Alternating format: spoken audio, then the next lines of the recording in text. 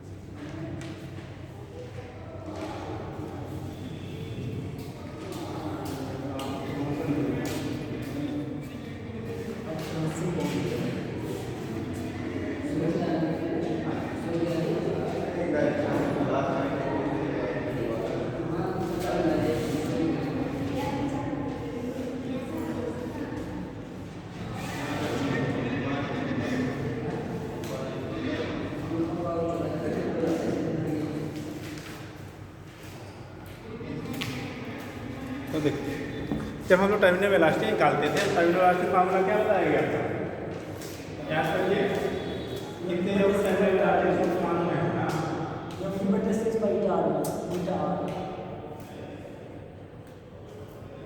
ऐसा देखो याद कर लिया। देखो जो वेट होगा ये दोनों बैलेंस करेंगे। अब वेट जो आपका एनर्जी है और ये बैलेंस करेगा जो क्या, इसकी डेंसिटी जो है, डेंसिटी कितना दिया गया है, बॉडी के सिग्मा और लिक्विड की डेंसिटी यहाँ रो दी गई है। हम लोगों ने रो बॉडी लिया था, सिग्मा लिक्विड लिया था, उल्टा यहाँ पे दिया गया क्वेश्चन में। तो इसके द्वारा जो अपवर्ड फोर्स होगा ये B इंटू रो इंटू जी और 6 पाई ईटा आर बी। ठीक, ये कंडीशन होता है। एम जी की वैल्यू जो होगा ये B इंटू सिग्मा इंटू जी हो जाएगा। तो B सिग्मा जी इसको इधर ले आया तो B rho into g equal to 6 pi eta r क्या dt। और वॉल्यूम जो होगा वो 4/3 पाई आर क्यूब होता है ना, किसी स्फीयर का वॉल्यूम जो होगा वो कितना होगा 4/3 पाई आर क्यूब। तो यहाँ B आपका कॉमन हो गया। ठीक है, B sigma minus rho into g equal to 6 pi eta r dt की टर्मिनल है। तो यहाँ से B की वैल्यू निकालते हैं, B की वैल्यू हो जाएगा B मतलब 4/3 pi r cube into sigma minus rho into g upon बचा कितना है यहाँ पे बेटा 6 पाई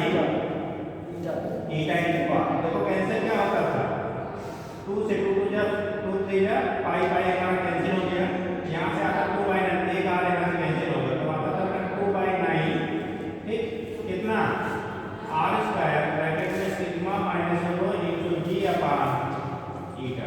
ये टर्मिनल वेलोसिटी है। ये क्या है आपका टर्मिनल वेलोसिटी है बेटा।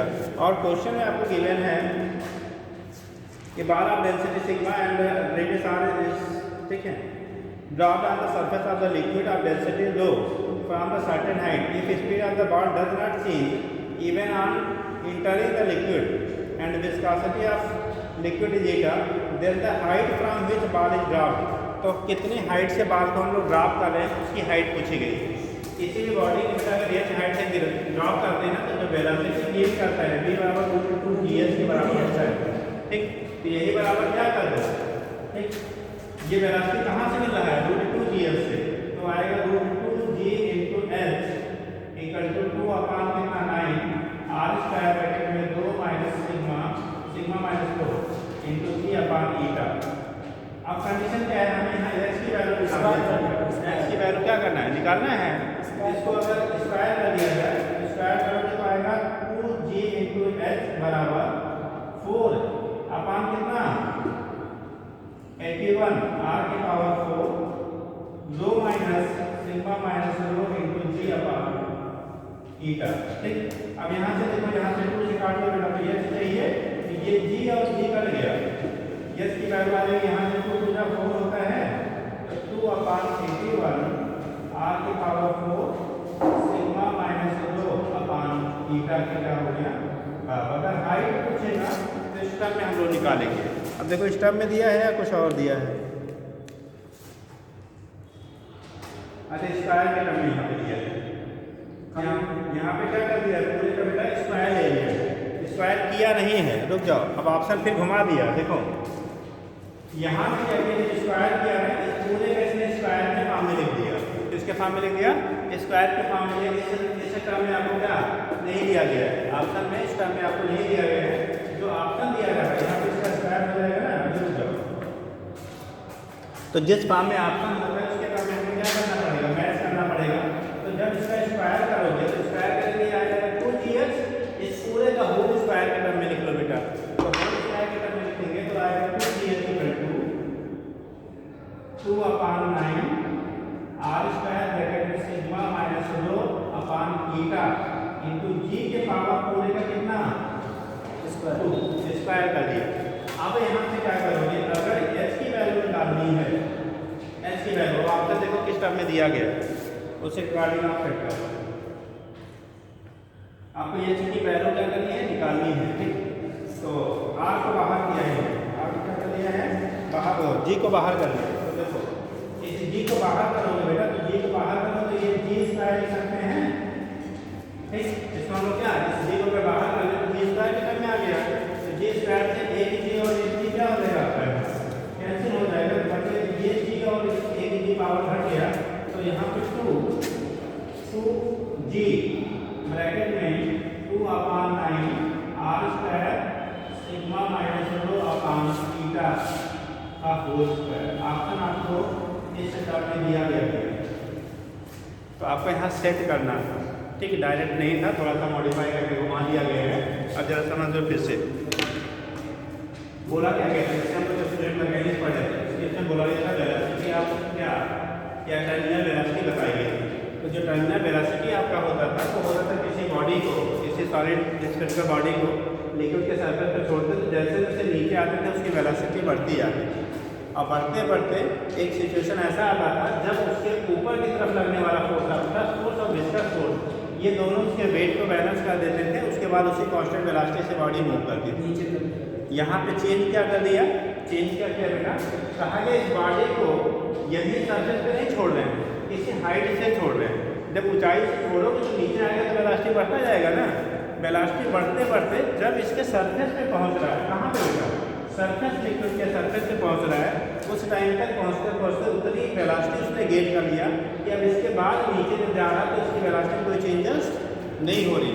जैसे वहाँ पे था पहले वेलोसिटी गेन करने के बाद इसकी वेलोसिटी कोई चेंज नहीं होता था, ऐसे यहाँ पे इनिशियली ही इसकी वेलोसिटी कोई चेंजेस नहीं हो रही, उसकी वेलोसिटी चेंज नहीं होगा। तो ये जो आपका दिया गया है कि इसी वेलोसिटी से कॉन्स्टेंटली क्या करेगा, मूव करेगा। इसका मतलब जो हमें टर्मिनल वेलोसिटी की रिक्वायरमेंट होती थी वो यहाँ से यहाँ तक गिरने में ही इसने क्या कर लिया, पहले गेन कर लिया। जैसे समझ रहे हैं कि गायब हो गया है, पीछे की चीज़ें कोऑर्डिनेट कर पाएंगे, अभी बातें बनेंगी।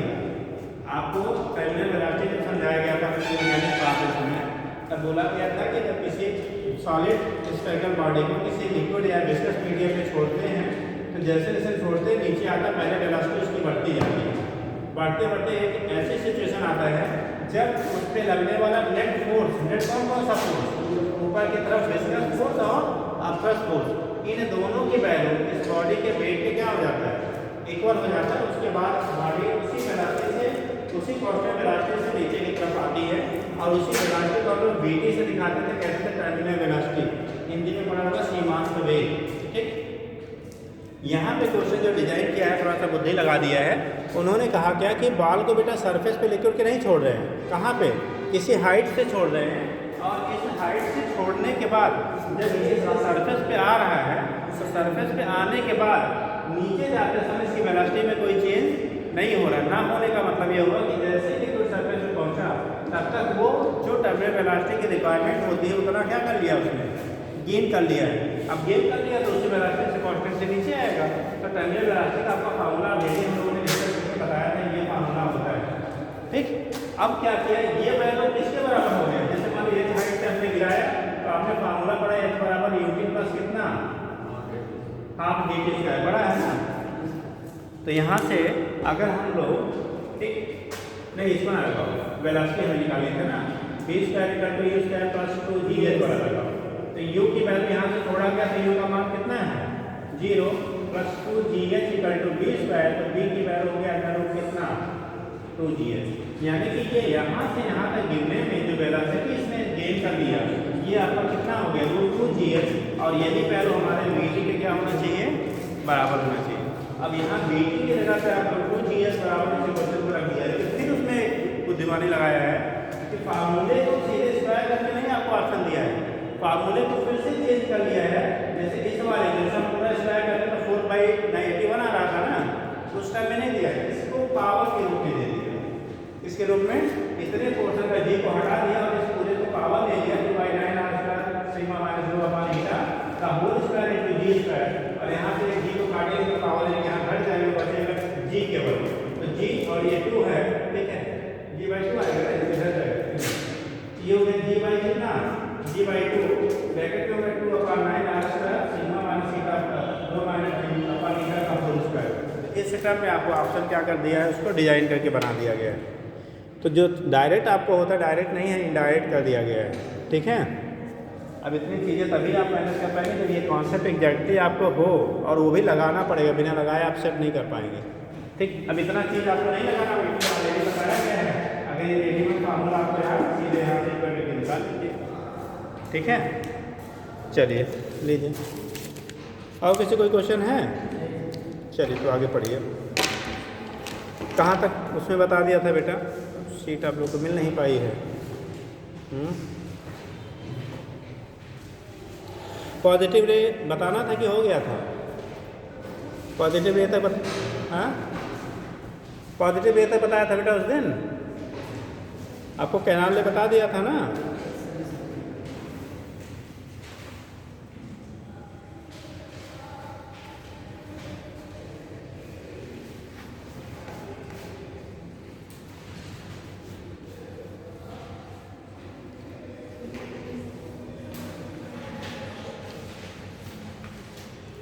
चलिए ठीक है, तो नेक्स्ट आप कर लेंगे बेटा जो हमारा इलेक्ट्रॉन प्रोटॉन और न्यूट्रॉन होता है, इलेक्ट्रॉन प्रोटॉन और किसका, न्यूट्रॉन का। अगर हम लोग बात करते हैं क्या चार्जेस और क्या मास क्या होते हैं, पहले ही आपको डिस्कस कर लिया गया था। ठीक है, प्रोटॉन का मास होता है, इलेक्ट्रॉन के मास का कितना 1/18 37 टाइम्स क्या होता है, ग्रेटर होता था। ठीक, तो ये केस आपका हो गया, चार्ज वगैरह जब हम लोग दिखाते हैं। दूसरा आपका होता है बेटा कि अगर कोई भी इस पर आपने अलग, जब आप मैग्नेटिज्म पढ़ाया गया था तभी ये फार्मूला वहाँ पे बताया गया था, यहाँ पे भी क्वेश्चन पूछा जाता है। अगर कोई भी चार्ज पार्टिकल है वो मैग्नेटिक फील्ड में इंटर करता है बेटा, किसमें करता है, अगर मैग्नेटिक फील्ड में इंटर करता है तो उसके सर्कुलर पाथ का रेडियस कितना होगा, radius of the circular path. ठीक, तो उस केस में आपने कहा था अगर मान लो v वेलोसिटी से वो इंटर करता है किसी सर्किल में, ज़्यादा आ रही क्या, ई को तो नहीं प्रोड्यूस हो रहा है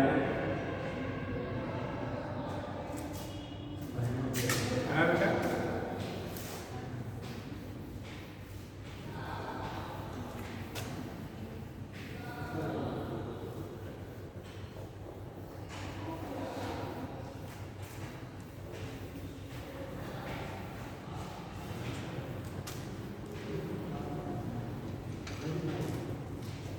पिछले साल आपका इसमें क्लास हुआ था कभी? इसमें हाँ। पिछले साल चलो हुआ था काफ़ी कुछ हुआ था कुछ ऐसे, जब वहाँ पे वो पेंटिंग वेंटिंग का कुछ काम वाम हो रहा था। यहाँ पर भी हुआ था उधर। चलो देखो बेटा, तो बोला क्या जा रहा है कि अगर कोई भी मैग्नेटिक फील्ड में अगर इंटर करता है, इलेक्ट्रिक फील्ड और मैग्नेटिक फील्ड अगर दोनों प्रेजेंट हैं, तो उस कंडीशन में जो वेलोसिटी होता है, एक रिलेशन बनता है v बराबर e बाई वी। वेलोसिटी जो आपका होता है, अगर कोई भी पार्टिकल है वहाँ ऐसे रीजन में रखा है जहाँ इलेक्ट्रिक और मैग्नेटिक फील्ड दोनों प्रेजेंट हो, इलेक्ट्रिक फील्ड और क्या मैग्नेटिक फील्ड दोनों प्रेजेंट हो, तो उस कंडीशन में अगर आपको पूछा जाए उस कंडीशन में वेलोसिटी की वैल्यू क्या होगी। अगर ये कोई ऐसा रीजन दिया गया जहाँ पे इलेक्ट्रिक और मैग्नेटिक फील्ड दोनों प्रेजेंट है बेटा, तो इस केस में वेलोसिटी जो होती है चार्ज पार्टिकल की फार्मूला नोट कर लिए, फिर शीट मिल जाएगा, लेकिन अभी देखो कब कहें कल परसों मिल जाएगा, क्या दिक्कत कुछ ऐसा है। तो v की वैल्यू कितनी होगी, e बाई वी के बराबर होता है। अगर जहाँ पे ऐसे रीजन में इलेक्ट्रिक और मैग्नेटिक फील्ड जहाँ दोनों म्यूचुअली परपेंडिकुलर है, तो उस केस में अगर चार्ज पार्टिकल जो है उसकी वेलोसिटी कितनी होती है, v equal to e by V के रेशियो के बराबर होता है। v यहाँ पे वेलोसिटी या पार्टिकल है, v जो है बेटा वेलोसिटी आप charge particle e electric field strength electric field intensity और b होता है magnetic field intensity. Magnetic field intensity e electric field intensity हो गया, b मैग्नेटिक फील्ड इंटेंसिटी हो गया, v हो गया वेलोसिटी ऑफ चार्ज पार्टिकल। कोई चार्ज पार्टिकल अगर ऐसे रीजन में इंटर करता है जहाँ पे इलेक्ट्रिक और मैग्नेटिक फील्ड दोनों हैं, तो उस कंडीशन में जो उसकी वेलोसिटी होती है वो v equal to e by V के बराबर होता है। फिजिक्स में भी इसको पढ़ते हैं मैग्नेटिज्म में, ठीक। जब लॉरेंज फोर्स आपने पढ़ा था तब उस केस में यहाँ पे वहाँ पे भी ये बताया जाता है। तो ऐसे आर लॉग नोट कर लीजिए, क्वेश्चन वगैरह बनता है, बाकी जब मिलेगा तो पढ़ लीजिएगा। लिखिएगा इफ ए चार्ज पार्टिकल ऐसा कर लो, हेडिंग बनाओगे, चलिए ऐसे लिखिए यार, नोट करें। If a charge particle is enter in a region, charge particles is interest in the region where both electric and magnetic field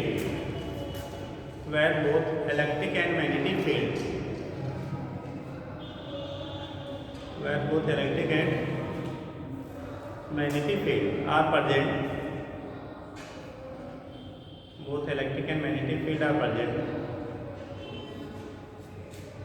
both electric and magnetic field are present, perpendicular to each other, mutually perpendicular to each other,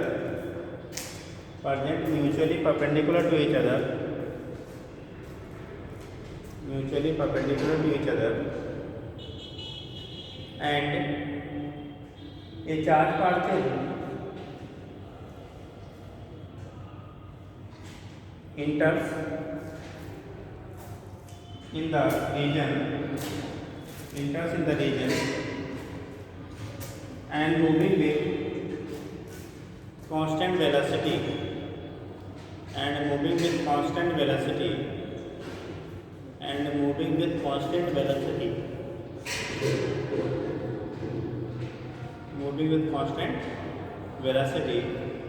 then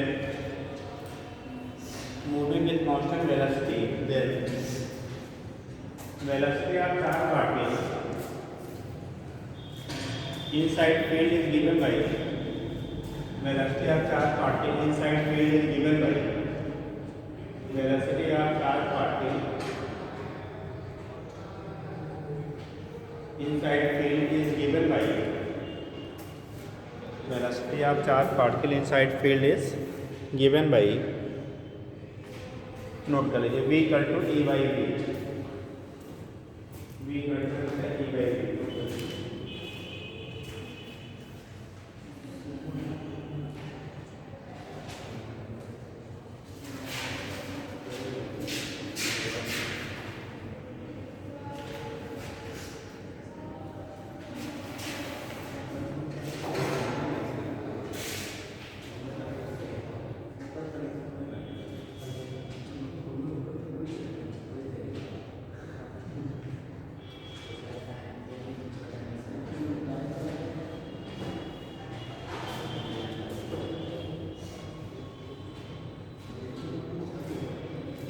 हो गया?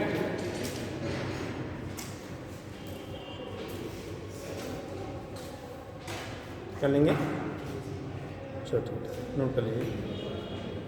आगे लिखिएगा। अगर हम लोग radius की बात करते हैं, ठीक, अगर रेडियस की बात किया जाता है, ठीक, किसी एनालाइजिंग चैम्बर में जहाँ पे मैग्नेटिक फील्ड प्रेजेंट है और कोई चार्ज पार्टिकल उसको इंटर करते परपेंडिकुलरली। नेक्स्ट पॉइंट लिखिएगा, लिखिए इफ, हो गया ये वाला पॉइंट लिखिएगा। If a charge particle having charge q, if a charge particle having charge q is a charge particle having charge q is entering in uniform magnetic field, in uniform magnetic field, uniform magnetic field, entering uniform magnetic field, ठीक है, having direction perpendicular to, having direction perpendicular to magnetic field, then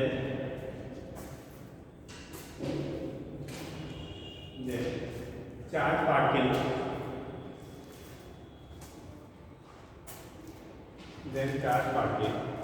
moves या follow करते हैं, move मतलब charge particle follow circular path, charge particle follow circular path inside field, circular path inside field के अंदर उसका path जो होता है बेटा कैसा होता है, सर्कुलर हो जाता है, सर्कुलर पाथ इनसाइड का फील्ड। हो गया, बिल्डिंग सुरक्षित है ना, इनसाइड फील्ड, ठीक।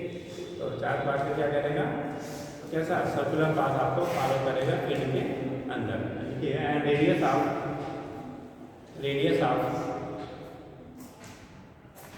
Circular path, radius of circular path is given as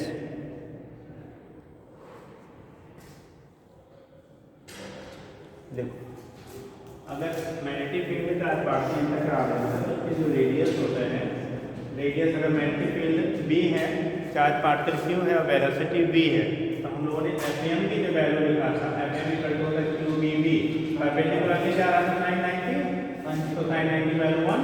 और अगर कोई भी चार्ज पार्टिकल मैग्नेटिक क्या सर्कुलर पाथ में मूव कर रहा है तो उसका जो लगने वाला सेंटीमीटर फोर्स की रिक्वायरमेंट होगी mv²/r होता है। इन्हीं दोनों को इक्वेट कर दो, देखो qvb इक्वल टू हो गया mv² कितना r को इधर ले आएंगे तो r बराबर होगा mv² qv into b, qv into b, b भी कैंसिल हो जाएगा तो mv/ कितना qv के बराबर हो जाएगा।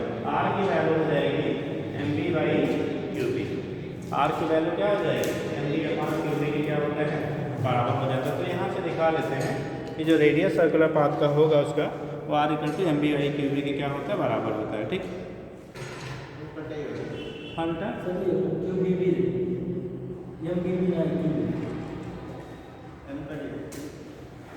कहाँ ये qvb है, qvb Fm की वैल्यू qvb है ना, qvb इक्वल टू mv²/r। जल्दी करिए,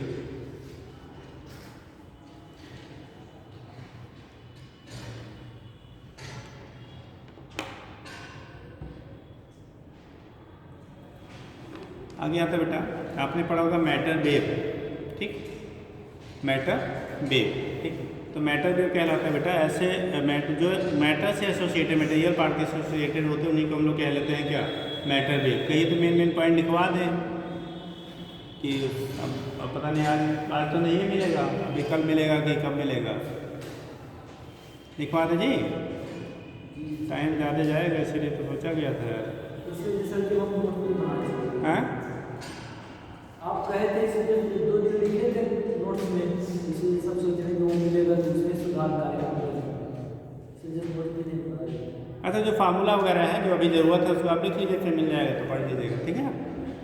देखो मैटर वेव आपका होता है, ये wave associated with the moving particle, ठीक, मूविंग मटेरियल जो भी है, ठीक है, विच क्या करें बेटा, control the particle in every respect, ठीक, मतलब जो वेव अगर प्रोपोगेट हो रहा है एसोसिएटेड है, ठीक है, उसी को हम लोग क्या लेते हैं, मटेरियल से अगर एसोसिएटेड है तो उसी को टर्म देते हैं बेटा मटेरियल वेव, क्या कहेंगे उसे, मटेरियल वेव कह लेते हैं। अब जब मटेरियल वेव आपका होगा तो वहाँ पे एक आपने पढ़ा होगा डी ब्रॉगली वेवलेंथ, पढ़ा है, डी ब्रॉगली वेवलेंथ।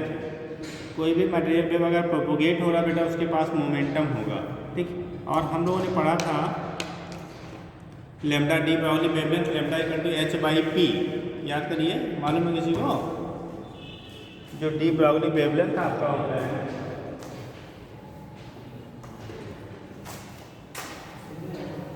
सुने हैं कि सुने भी नहीं, हाँ नाम सुने हैं, de Broglie wavelength lambda equal to h/p, lambda equal to क्या होता है बेटा, h/p। ये तो आप आज में 6 बजे हमारे चलते ब्रॉगली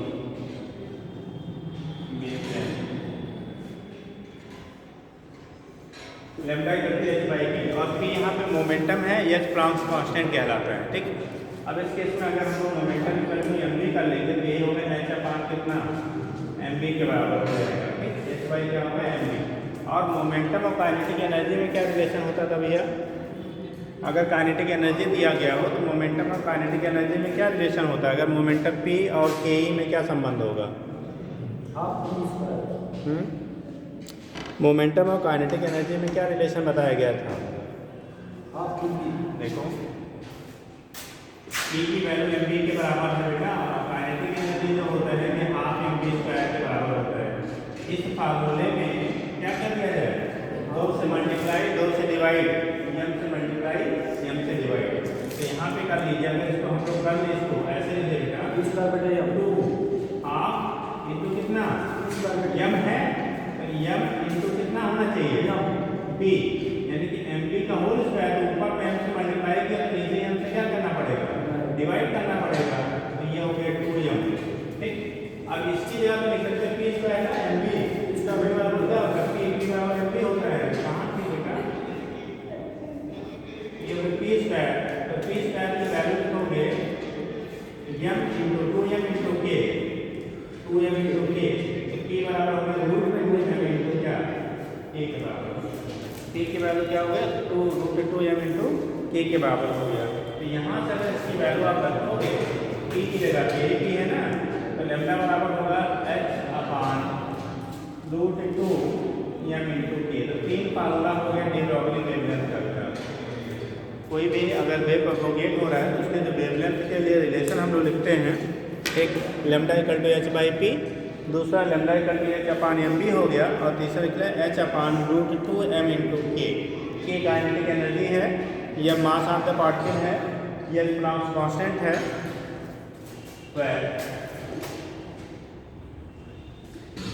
p मोमेंटम, p क्या है, मोमेंटम हो गया, ठीक। h प्लांक्स कांस्टेंट वैल्यू कितना होता है, प्लांक्स कांस्टेंट की वैल्यू कितनी होती है, 6.63 into 10⁻⁻34 मोल इंटू, ये काइनेटिक एनर्जी है, काइनेटिक एनर्जी, और यह जो है वो मास, ये काइनेटिक एनर्जी हो गया, ये का मास ऑफ द पार्टिकल हो गया। तो यहाँ से हम लोग रिप्रेजेंट कर लेते हैं, क्या होगा ठीक है, वहाँ से रिप्रेजेंटेशन हो जाता है। ठीक है, तो लिख लीजिएगा de Broglie, DEBROGLIE, de Broglie equation, या वेवलेंथ कर लीजिए।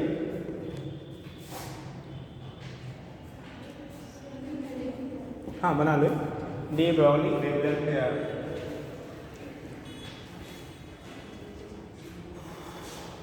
लिख लीजिए जी,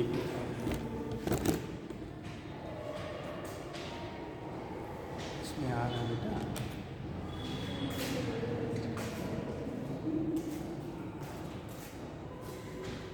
देखिए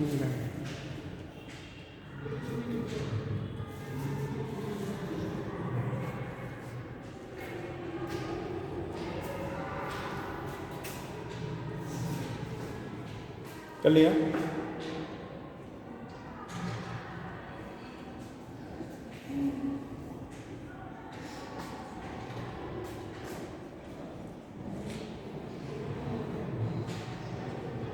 नोट कर लिया, निकाल क्वेश्चन कीजिए बेटा इस पे।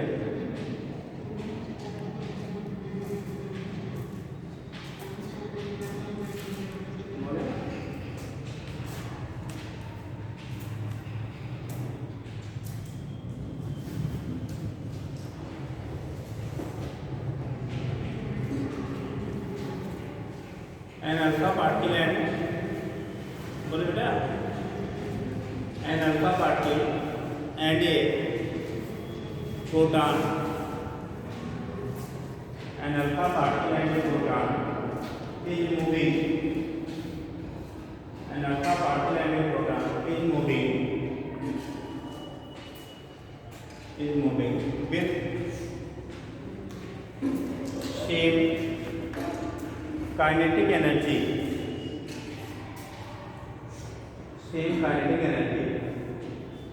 then determine ratio of their de Broglie wavelength,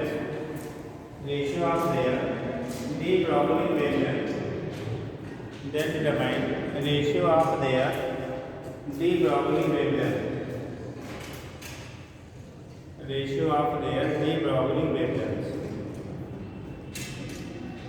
kinetic energy दोनों का क्या दिया गया था, सेम काइनेटिक एनर्जी के साथ वो इंटर करते हैं, तो डी ब्रॉगली वेवलेंथ जो होगा उसका रेशियो निकालना है।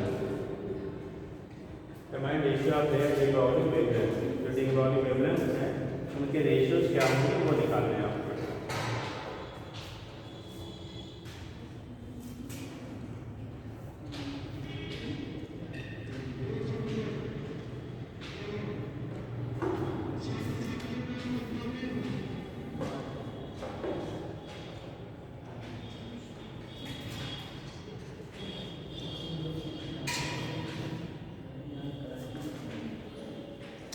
जल्दी करिए।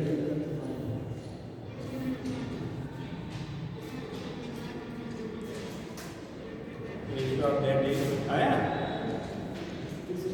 कितना है क्या क्वेश्चन जो बोले हैं,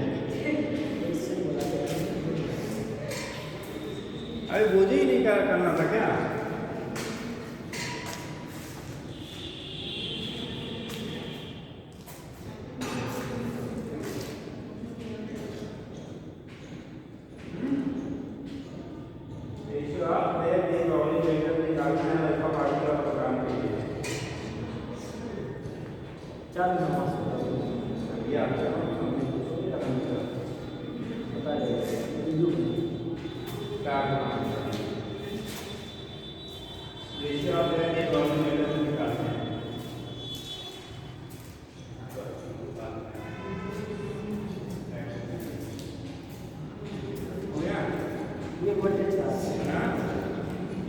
ratio of their D Broglie wavelength आपको निकालना है।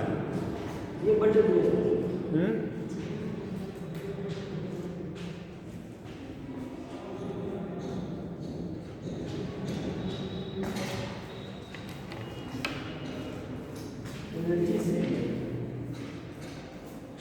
बोला क्या है, प्रोटॉन पहले प्रोटॉन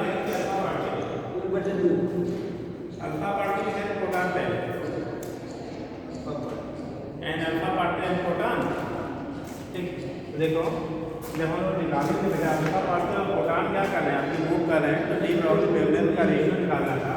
तो lambda alpha upon lambda proton, देखो लेमडा की वैल्यू जब हम लोग निकाला है काइनेटिक एनर्जी टर्म में, तो आए हैं H upon under root M alpha into K, two M alpha into K upon होगा H upon under root two M proton into K. ये सेम है और के क्या है, सेम है, टू क्या है, साइकिल वैल्यू हो गया, तो ये ऊपर जाएगा और ये कहाँ आएगा, नीचे आएगा। तो lambda alpha upon lambda proton equal to under root क्या m p upon m alpha. और याद रखिएगा बेटा एम प्रोटॉन का जो मास होता है अल्फा पार्टिकल का मास उसका 4 गुना होता है, ये लिख लीजिएगा M alpha equal to 4 MP होता है। एम अल्फा की जो वैल्यू होती है अल्फा पार्टिकल का जो मास होता है 2He4 होता है ना अल्फा पार्टिकल, तो वो 4 टाइम्स आपका किसका होता है, प्रोटॉन का होता है, ठीक।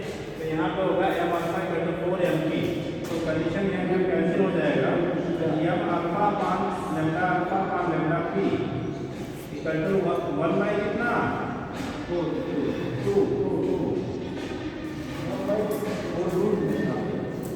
अरे 4 का रूट लेंगे तो कितना आ जाएगा, 2 के बराबर आ जाएगा। तो यहाँ से हम लोग डिटरमाइन कर लेते हैं, अगर एक अल्फा पार्टिकल है दूसरा प्रोटॉन है तो उसका रेशियो क्या होगा, निकल जाता है। तो किसका पेपर था, कहाँ गया, यात्रा पे?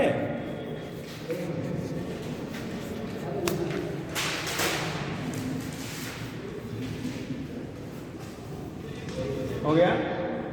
तो M alpha upon lambda alpha upon lambda P की वैल्यू यहाँ से हम लोग क्या कर लेते हैं, डिटरमाइन कर लेते हैं। उसके बेस पे आपका रिप्रेजेंटेशन हो जाए, क्या होगा कैसे होगा, ठीक। आगे लिखेंगे, एक आध क्वेश्चन और कर लेंगे।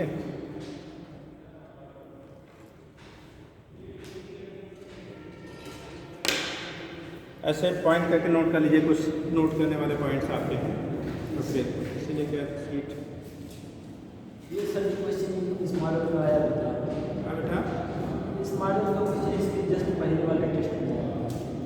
हाँ उसमें शायद एक पॉइंट था ना, मतलब फिजिक्स बोलते बहुत ज़्यादा, हम हर सब्जेक्ट बोलते बहुत ज़्यादा है, बहुत ज़्यादा हैं तो बोलते हैं बहुत डिवाइस करेगा, नहीं बोलेगा। जितना तो ज़्यादा बोले उतना ज़्यादा उससे रिवाइज करिए, उसका एक ही तरीका है। पढ़ेंगे नहीं सर कोई से भी बोल बिना पढ़े बोल जाते हैं, नहीं हम पर्सनल जीवन में बताते हैं वो, इसमें भी बहुत घटनाएं भूल जाते हैं। चलिए कोई बात नहीं,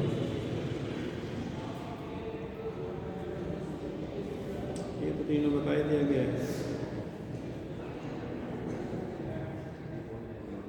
डेप्सन जर्मा एक्सपेरिमेंट आपके यहाँ हटा दिया गया है, आधा चीज़ें। नेक्स्ट हेडिंग करो बेटा, अब इसको लिख लीजिए, photo electric effect. Photo electric effect, हाँ इसको नोट कर लीजिए क्योंकि यहाँ से क्वेश्चन आपको डिजाइन होता है बार बार। फोटो इलेक्ट्रिक इफेक्ट, ये सभी क्वेश्चन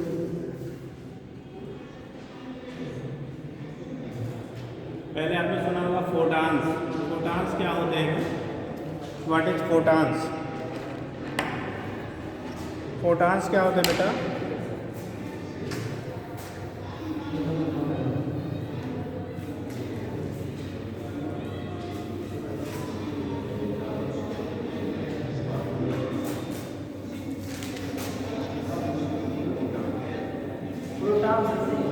फोटॉन, फोटॉन अरे फोटॉन नहीं, फोटॉन ऊर्जा पार्टिकल, एनर्जी पार्टिकल्स होते हैं, ठीक है, क्या कहते हैं, एनर्जी के पार्टिकल्स होते हैं, ठीक है। तो उस कंडीशन में क्या पूछा जाता है, फोटॉन्स यानी कि रेडिएशन जो सन से आता है वो किसके फॉर्म में, एनर्जी पार्टिकल्स के फॉर्म में आता है, उसको हम लोग क्वांटा या फोटॉन कह देते हैं, ठीक। और एक फोटॉन की जो एनर्जी होती है बेटा, ठीक, वो कितने के बराबर होता है, इक्वल टू एच न्यू या लेम्डा के बराबर होता है। एनर्जी ऑफ फोटॉन या क्वांटा जो हम लोग लेते हैं बेटा, अगर वेवलेंथ आपका लेम्डा है तो लिखेंगे एच सी बाई लेम्डा, और अगर आपका फ्रीक्वेंसी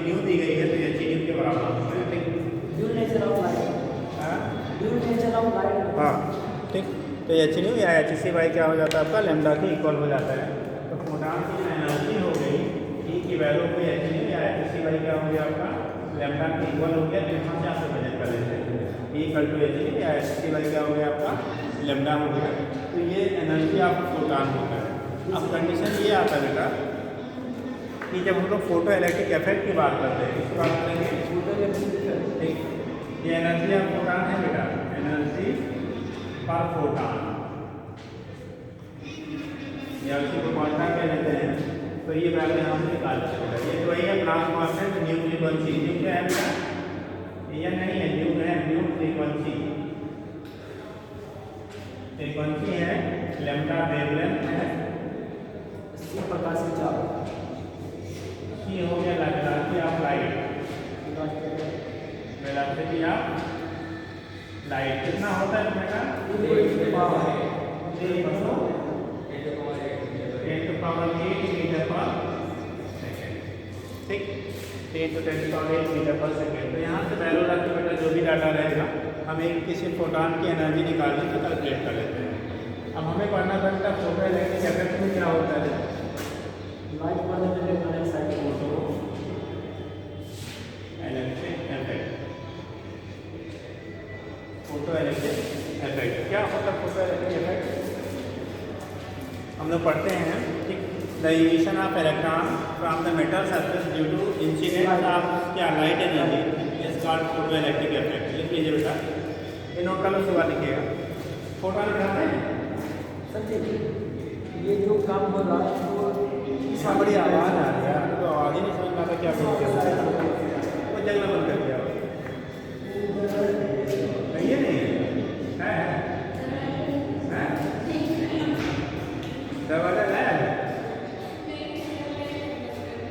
तो तुम गए नहीं पहले ही पाएगा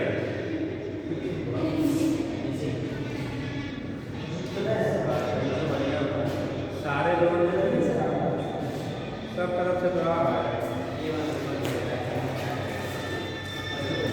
इधर भी आ रहा है ये देखो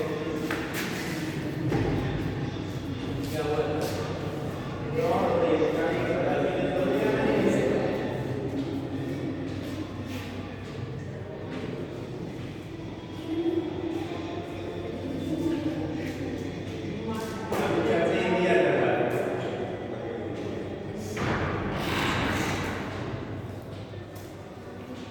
चलो काम हुआ चलो तो ये केस आपका होता है। जब हम फोटो इलेक्ट्रिक इफेक्ट की बात करते हैं तो बोला जाता है इमिशन ऑफ क्या electron from the metal surface due to incidence of light energy लिख लीजिएगा photo electric effect the emission of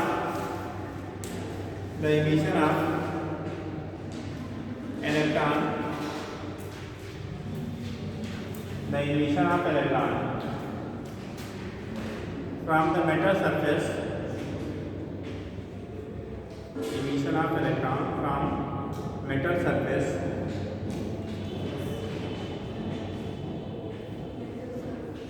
due to incidence of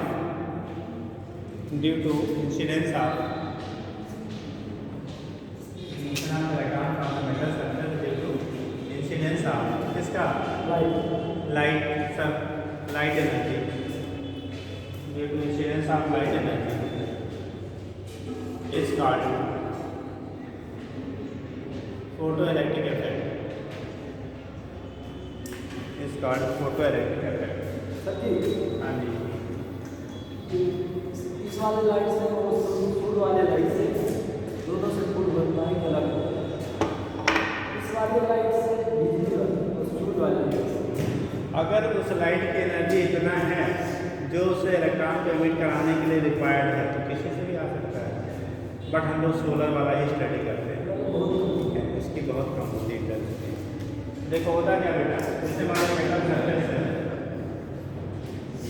अब लाइट भी आगे यहाँ पे इंसिडेंट हो रहा है ठीक। अगर ये जो लाइट आपकी इंसिडेंट हो रही है इसकी जो एनर्जी है एच ठीक ये इस मेटल से इलेक्ट्रॉन एमिट कराने के लिए जो रिक्वायर्ड एनर्जी है उसके इक्वल हो या ग्रेटर हो, तब तो मेटल से इलेक्ट्रॉन क्या करेगा, इमिट करेगा। जैसे मार्केट में मान लो ये मार्केट मिलता है 30 रुपीज़ का या 25 रुपीज़ का।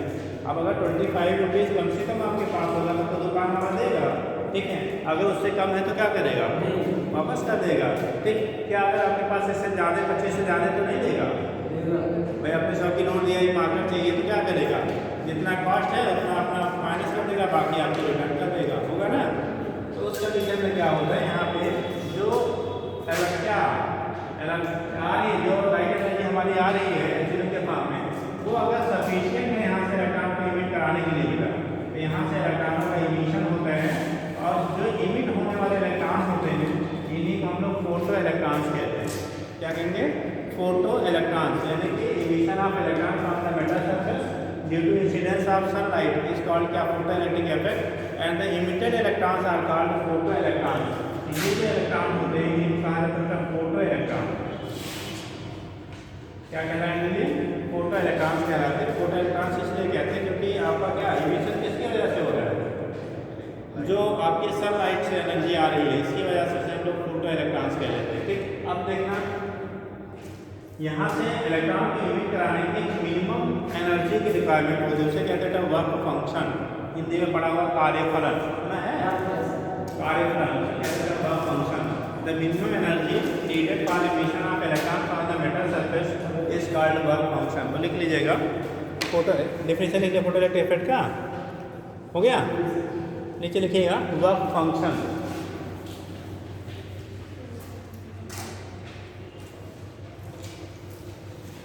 देखिए the minimum energy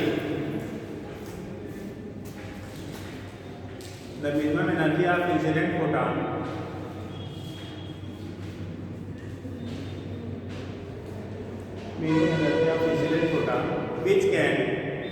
which can minimum energy of incident photon which can emits electron from the metal surface, which can emit electrons from the metal surface, which can emit electron from the metal surface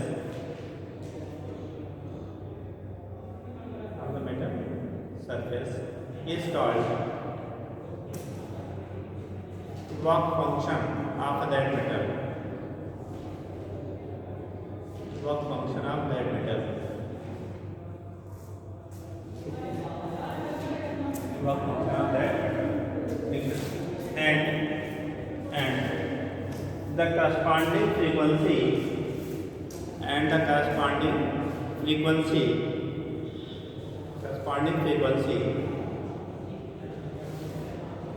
of incident photon, corresponding frequency of incident photon is called threshold frequency. Delhi आवृत्ति पढ़ा हुआ is called threshold frequency. हो गया। तो वह function W का जो होता है बेटा, W का जो होता है h न्यू, क्या होगा, W की वैल्यू जो होती है h न्यू के बराबर होता है, और यही बराबर का हम वेवलेंथ के टर्म में लिखते हैं h न्यू नॉट ले लो, तो यही h c by lambda naught के बराबर हो जाता है। W का फंक्शन हो गया न्यू नॉट क्या, थ्रेशोल्ड फ्रीक्वेंसी, और लैम्डा नॉट क्या है, थ्रेशोल्ड वेवलेंथ का थ्रेशोल्ड क्या होगा, वेवलेंथ हो जाएगा, ठीक। अब सुनना जरा सा, पहले इतना कर लीजिए तब सुनना है। देखो इतनी कम से कम एनर्जी होनी चाहिए बेटा इलेक्ट्रॉन को क्या करने के लिए, इमिट कराने के लिए। मतलब मेटल सरफेस से इलेक्ट्रॉन को इमिशन के लिए मिनिमम इतनी एनर्जी हमारी होनी चाहिए। अगर जो एनर्जी है इससे कम है तो क्या इलेक्ट्रॉनों का इमिशन होगा? अगर एनर्जी की वैल्यू बेटा इस वर्क फंक्शन से अगर लेसर है तो कभी भी ऐसे फोटॉन से इलेक्ट्रॉन को इमिट नहीं करेगा। अच्छा, क्या 2-3 फोटॉन मिलकर एक इलेक्ट्रॉन को इमिट करा लेंगे? क्या मान लो अगर एक एनर्जी से मान लो वर्क फंक्शन की वैल्यू मान लो 100 जूल है, कितना है बेटा, 100 जूल है, और हमारे एक फोटान की एनर्जी 30 जूल है। कितनी जूल है? एक फोटान की जो एनर्जी है वो मान लो H की वैल्यू 30 जूल मिल रहा है। तो क्या ऐसे 4 फोटान मिलकर इसको इजेक्ट नहीं करा सकते हैं? याद रखेंगे, 1 photon can emit single electron if its energy will be equal or greater than work function। मतलब एक इलेक्ट्रॉन जो होता है वो क्या करेगा, एक फोटान एक ही इलेक्ट्रॉन को इमिट कर सकता है, वो भी कब, जब उसकी एनर्जी उसके बराबर हो या उससे ज़्यादा है। एक बेहतरीन एग्जाम्पल ले लो, जैसे आप लोग तैयारी कर रहे हो, है ना। तो उस केस में मान लो आप 4 दोस्त हैं, ठीक, 4 दोस्त हैं, एवरेज पे पढ़ने वाले हैं, ठीक। उस कंडीशन में मान लो, ठीक है, सिलेक्शन का जो मेरिट जा रही है उतने बराबर का मान लो नहीं हुआ, ठीक।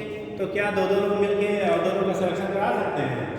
भैया लो हमारा वाला नंबर तुम ले लो, तुम इस बार हो जाओ, अगली बार हम दूसरे लेके हो जाएंगे। ऐसा नहीं होता है, ठीक।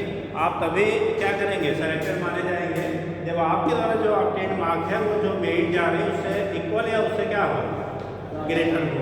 और दूसरी चीज़ें होती है, मान लो आपका मेरिट 85% या 90%, मान लो 89% में मेरिट बनी, और मान लो आपका 98% मार्क है, तो क्या जो बचा हुआ आपका मार्क है वो किसी और को डोनेट कर सकते हैं क्या?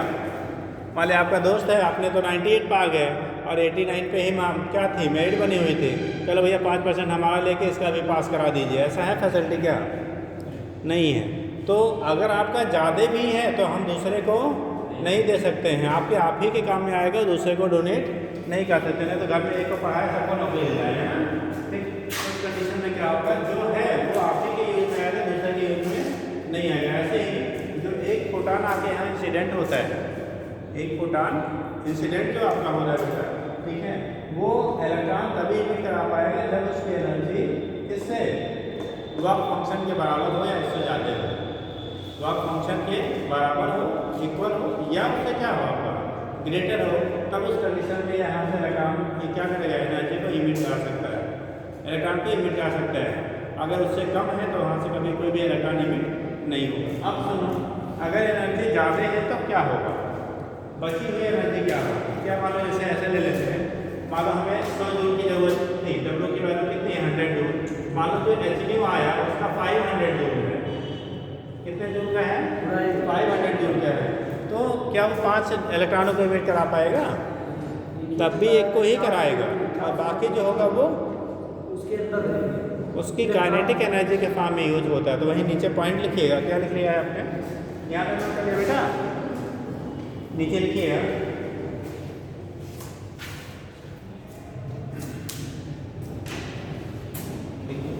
one photon can emit a single electron. One photon can emit a single electron if its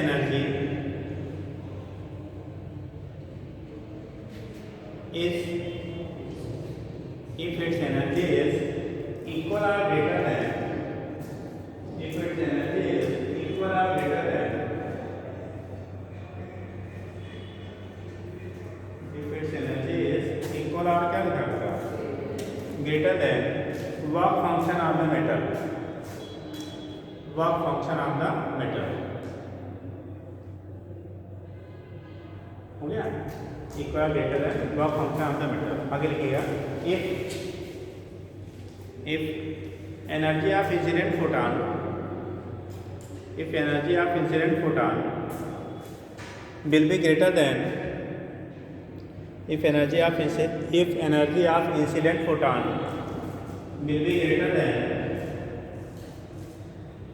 energy of incident photon will be greater than, हो गया, energy of incident photon will be greater than, किससे, work function, if energy of incident photon will be greater than work function, will be greater than work function, then remaining energy, then remaining जो बची हुई energy, then remaining energy of incident photon, remaining energy of incident photon will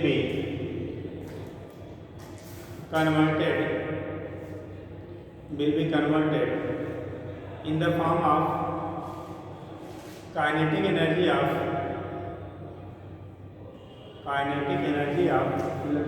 emitted electron, in the form of kinetic energy of emitted electron. उसकी velocity को बढ़ा देगा, kinetic energy जितनी ज़्यादा होगी उसकी वेलोसिटी निकलने वाले इलेक्ट्रॉन कितनी ज़्यादा होगी। एनर्जी काइनेटिक जितनी ज़्यादा होगी, kinetic energy half M V square के बराबर होता है ना, तो वेलोसिटी इसका मतलब उतना ज़्यादा होगा निकलने वाले इलेक्ट्रॉन का। मॉलिक्यूल एक दूसरे के कांटेक्ट में रहते हैं ना, मॉलिक्यूल एक दूसरे के कांटेक्ट में रहते हैं ना किसी मेटल में। नहीं, वो तो मॉलिक्यूल हैं, उनके जो इलेक्ट्रॉन निकलेंगे उन इलेक्ट्रॉनों की एनर्जी बढ़ जाएगी। एक फोटान एक ही इलेक्ट्रॉन निकालेगा, एक बार में नहीं। 100 फोटान आके टकराएंगे, अगर उनकी एनर्जी का उनके फंक्शन से ज़्यादा तो 100 इलेक्ट्रॉन निकलेगा। जिसे हीट ट्रांसफर होता है तो भी एक तरीका हीट ही है ना। हाँ, हीट है। जैसे यहाँ पे हीट हमारा सोलर एनर्जी के फॉर्म में आ रहा है, बस अंतर इतना है। हम गर्म करके भी तो इलेक्ट्रॉन को इमिट कराते हैं। आपको बताया था थर्मियानिक इमिशन, बताया था ना परसों लेक्चर में। तो वहाँ हीट करके, अब यहाँ पे हम सनलाइट इंसिडेंट का आगे का इसलिए हम लोग फोटो इलेक्ट्रिक इफेक्ट क्या लेते हैं वहाँ। सर ये मतलब एक ही कांटेक्ट में और वो मेटल है, तो ऐसा तो हो सकता है ना कि एक बार में दो निकले, एक फोटान से 2-3 निकल जाए। एक ही एटम से बहुत सारे निकल सकते हैं, लेकिन जितना उसके पास बैलेंस सेल में होगा अवेलेबल उतना ही निकालेगा ना। हमेशा इलेक्ट्रॉन का लेन देन वाई पोस्ट के क्या इलेक्ट्रॉनों का होता है, अंदर वाले नहीं होता है। ठीक, तो आउटर सेल में जितने हैं, मान लो जैसे एक ही एटम आपने लिया, अब इस एटम के अगर आउटर मोस्ट सेल में, इस एटम के आउटर मोस्ट सेल में मान लो 5 इलेक्ट्रॉन है। कितने इलेक्ट्रॉन हैं? 5 इलेक्ट्रॉन हैं। अब अगर एनर्जी आप इतना दे दिए कि 5 निकल सकते हैं तो 5 निकल जाएंगे, लेकिन एक फोटान जो होता है, एक फोटान जो आएगा वो एक ही इलेक्ट्रॉन को निकालेगा, दूसरा फोटान दूसरे निकालेगा, तीसरा फोटान तीसरे निकालेगा, अगर उसकी एनर्जी सफिशिएंट है तो। मतलब एकलौता फोटान एक से ज़्यादा इलेक्ट्रॉन को नहीं निकाल सकता है। जैसे एनर्जी एब्जॉर्ब करने के बाद जितना एब्जॉर्ब करा उसके बाद जो बचेगा वो उसी काइनेटिक एनर्जी के फॉर्म में मिल जाएगा। जो इलेक्ट्रॉन निकल रहा है वो बची हुई एनर्जी उसको उसकी काइनेटिक एनर्जी इमिटेड जो इलेक्ट्रॉन निकल रहा है उसकी काइनेटिक एनर्जी के फॉर्म में बदल जाता है। वो एटम के पास नहीं रहेगा। ठीक है, जैसे टकराया, अगर ज़रूरत भर का एनर्जी है तो इलेक्ट्रॉन निकालेगा, और अगर उसके पास एनर्जी ज़्यादा थी तो बची हुई एनर्जी उसकी काइनेटिक एनर्जी के फॉर्म में क्या होता है, इलेक्ट्रॉन के साथ इमिट हो जाता है, वो एब्जॉर्ब नहीं करता। ठीक हो गया। चलो, तो यहाँ से क्या होगा, अगर इंसिडेंट फोटॉन की फ्रीक्वेंसी न्यू है बेटा, तो लेकिन एटीन्यू कंट्रोल होगा एटीन्यू नॉट और प्लस क्या काइनेटिक एनर्जी। अब एटीन्यू नॉट को एक साइड में करेंगे एटीन्यू। ठीक, अगर एटीन्यू माइनस एटीन्यू नॉट करते हैं, एटीन्यू नॉट बराबर क्या हो जाएगा, काइनेटिक एनर्जी। तो काइनेटिक एनर्जी निकालोगे तो ये हो गया बेटा एटीन्यू माइनस एटीन्यू नॉट, दोनों में से क्या हो जाएगा, common new minus new not के बराबर। यही कर भी लेते हैं, टोटल एनर्जी E बराबर work function W plus kinetic energy बराबर। टोटल जो फोटॉन आ रहा है उसकी जो एनर्जी होगी बेटा वो उस मेटल के वर्क फंक्शन और किसके उसके निकलने वाले एनर्जी काइनेटिक एनर्जी की क्या होगा, सम के बराबर होगा। ठीक, अब एटीन्यू की वैल्यू यहाँ पे कंडीशन पर भी रखा निकलेगा जब न्यू इक्वल और ग्रेटर देन क्या हो, न्यू नॉट, यानी कि थ्रेशोल्ड फ्रीक्वेंसी से उसकी फ्रीक्वेंसी क्या होनी चाहिए, बराबर हो या उससे ज़्यादा हो, तभी इलेक्ट्रॉन को निकाल पाएगा। ठीक, तो काइनेटिक वेवलेंथ के टर्म में लिखेंगे तो काइनेटिक एनर्जी बराबर हो जाएगा H, ये होता है न्यू बराबर C बाई लैम्डा, तो C by lambda minus C by lambda naught, C को भी कॉमन कर लो तो HC वाला पान लैम्डा माइनस वाला पान कितना लैम्डा नॉट। ये काइनेटिक एनर्जी का फार्मूला बन गया आपका। ठीक, तो कितनी काइनेटिक एनर्जी उसकी होगी निकलने वाले इलेक्ट्रॉन की, इस रिलेशन से हम लोग डिटरमाइन कर लेते हैं। हो जाएगा।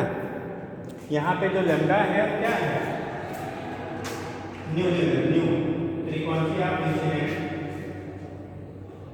Frequency of incident photon,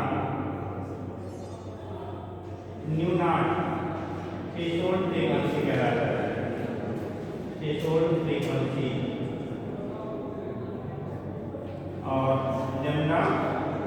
wavelength of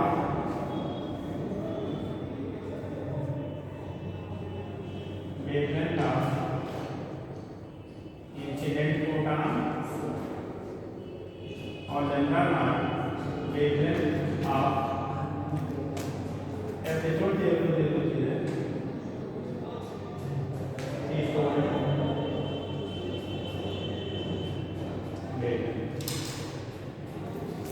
हो गया। तो यहाँ से हम लोग डिटरमाइन कर लेते हैं बेटा क्या काइनेटिक एनर्जी होगी, उसके बेस पे रिप्रेजेंटेशन हो जाता है। याद रहेगा? चलिए इतना कर लीजिए, अब कल आगे इस पर थोड़ा क्वेश्चन कर डालिएगा और ठीक। ये लिख लिया ना हमारे 1 फोटॉन के नियमित सिंगल इलेक्ट्रॉन, इस में लिख लिया है ना। चलिए इतना कर लीजिए, फिर करके बातें और आप कर दो।